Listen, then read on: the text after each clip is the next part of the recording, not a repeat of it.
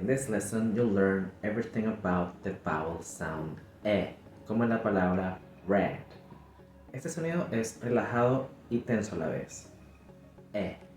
Relajamos la mandíbula, corremos la lengua hacia adelante y la tensamos y estiramos hacia los lados. E.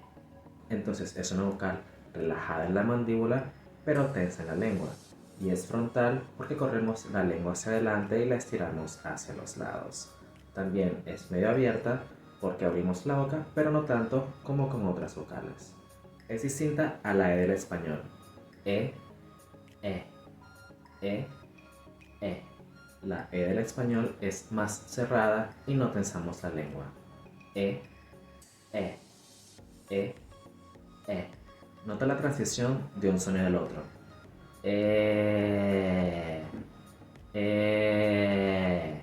Entonces no es red, sino red.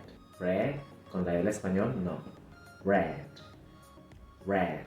Este sonido es común en palabras con E, como help y tell.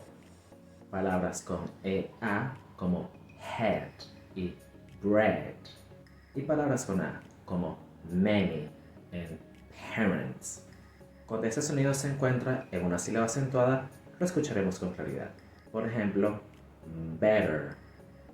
E. Si en cambio se encuentra en una sílaba no acentuada, el sonido será más corto. Por ejemplo, hello. E. Nota la diferencia. Better.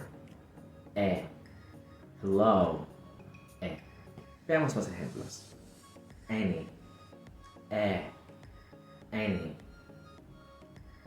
Sell. E.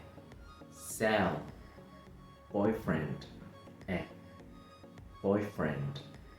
Echo. E. Echo. Entertain. E. Entertain. Empire. E. Empire. Transforma tu inglés trabajando directamente conmigo en mi curso, donde también tendrás acceso a más de 100 videos y mucha práctica, para que al fin ganes confianza in your speaking skills. El link está en mi perfil. I'll see you there.